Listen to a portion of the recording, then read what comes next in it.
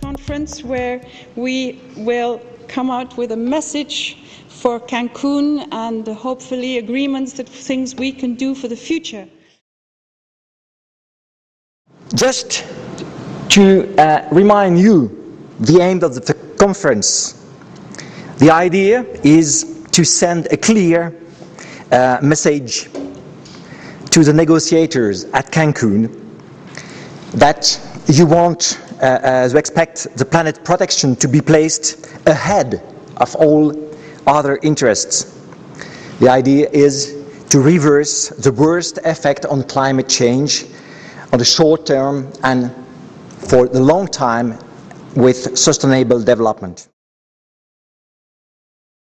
So of course we have now this feeling that we are sort of a small ship in a huge universe with fairly limited resources, but still we're taking a long time for common sense actions to be put into effect to save some of our resources for future generations, which is the basic premise of sustainable development.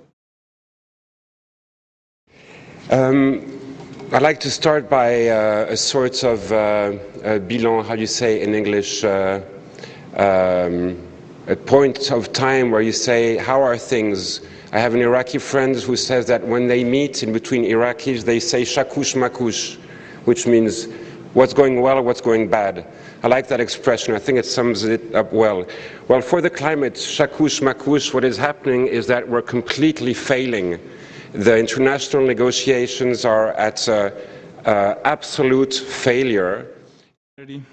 I'm asking you, and help us and the other, loads of people asking for world leaders to, reminding world leaders that we need to act now, united, for a sustainable future for us all. And if you ask me why, well, the reason is really simple. It's just because it's one humanity.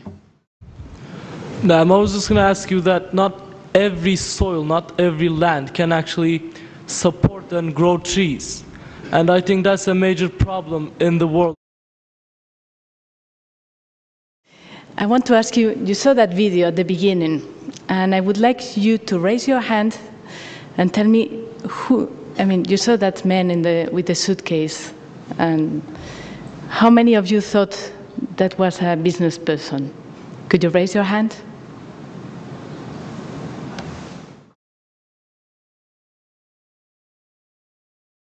And attractive enough to convince our audiences to join us. WWF's view on this is quite straightforward. What happens in Cancun will be critical to piecing together a global agreement in rebuilding confidence after the failure of Copenhagen.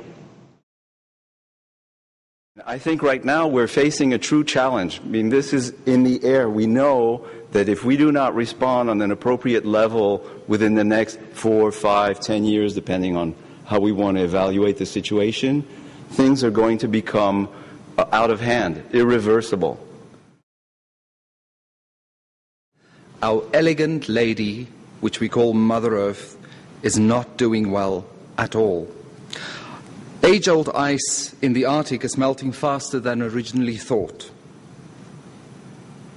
Ban Ki-moon, the United Nations Secretary General, said, I quote, "Left unaddressed, climate change could cause an unraveling of the progress that has been made towards achieving the Millennium Development Goals." There is also some good news, and hopefully this is where you, the youth present here today, will, during the workshops and during the next few days, actively raise your voice. If you really want to achieve something, the first step is having faith in yourself, and a message for the old ones: believe in the youth we have today, because they're the next generation. I think if every single one of us were to just do the little things, like recycle, or take your bike, or walk somewhere, we will have a huge impact. We need to focus on the smaller solutions individually, and then later, maybe there can be bigger solutions that we can find. But it's not one person that solves climate change, it's all of us. Islands disappear, places to us so dear. Disasters destroy a city like a toy. Those who made it alive still have illnesses to survive. Climate change to our existence a detergent. We must act now, it's urgent. Without change to the situation, there will be no future generation. We all have the ability, so let's all take responsibility. So let's make better choices and raise our voices. Make sure we're heard and go spread the word. Show that 100% renewal is perfectly feasible for Europe and for any region in the world.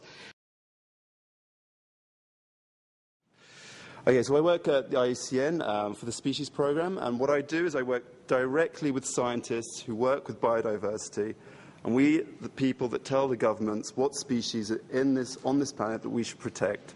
So what species are endangered, what species need conservation. Good morning, ladies and gentlemen. We are the members of the Rainbow's government. As you all know, we are here to discuss about the Rainbow's forest. We have many possibilities about it. First, we thought that we can exploit the forest because we will earn a lot of money and it can help the development of our country. So the Rainbow government is against all palm oil plantation in Rainbow. Is that correct? Yes, it is.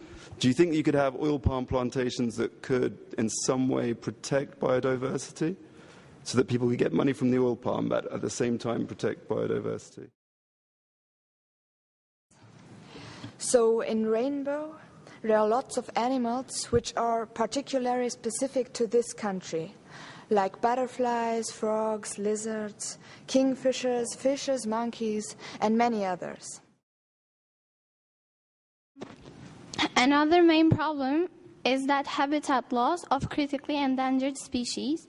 The forest provides home for various species, and after the drought, they are endangered to extinction. So, our main problem is we are trying to survive. Our main goal is just to get jobs so that we're able to provide for our families, if we're dads or moms, anybody, just try to provide for our families. So, we as the environmentalists would like to have perhaps a report, because you said you would keep an eye on them, and we are concerned about if they will have any kind of damage, make any kind of damage on the environment, and would like if you could publish for us a report regularly so we know what they are doing too.